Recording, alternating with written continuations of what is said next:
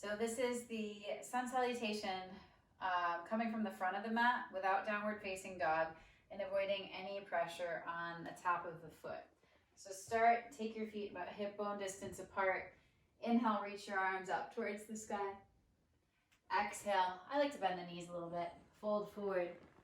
And then inhale, slide the hands up the legs, the shin bones, come to your long extended spine.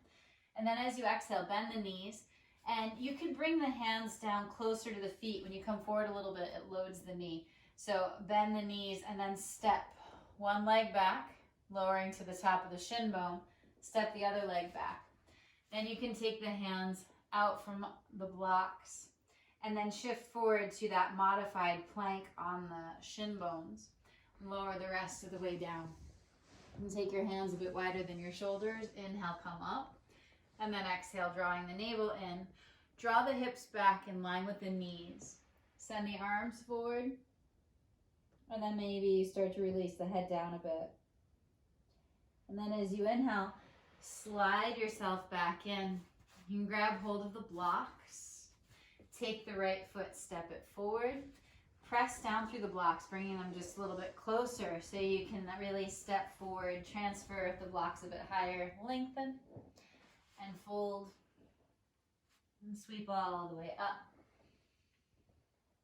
and bring your hands back in.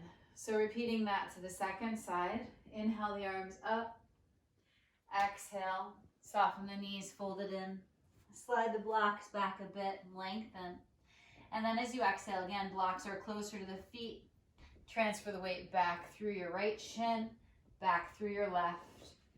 Set the blocks aside, come forward at that slight angle, and then lower yourself down to the mat. Inhale, press up. And then exhale again, that modified downward facing dog, sliding the arms forward to come all the way up.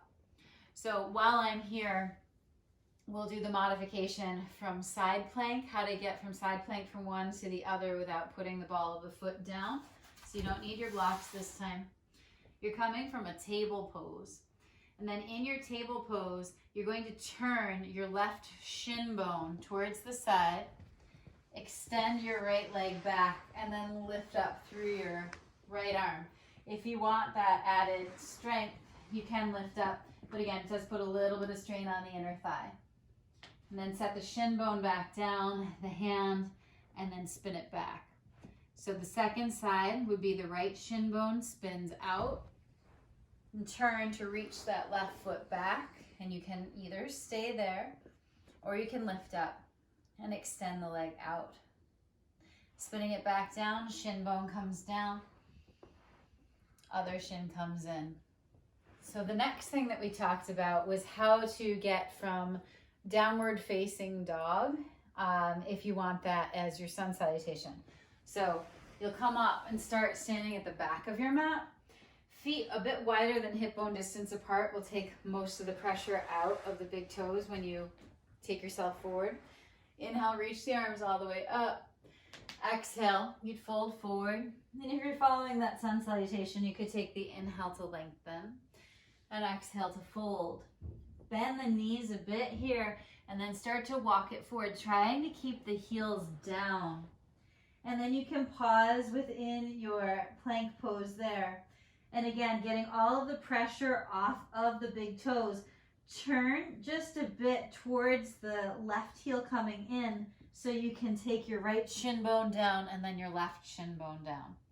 So to reverse that, you would step it back a little bit angled, step the other foot back a little bit angled, and then spin it down. And taking the second side of that, it would be the right heel comes in, the left shin comes down, and then the right comes down. So that takes all the pressure off.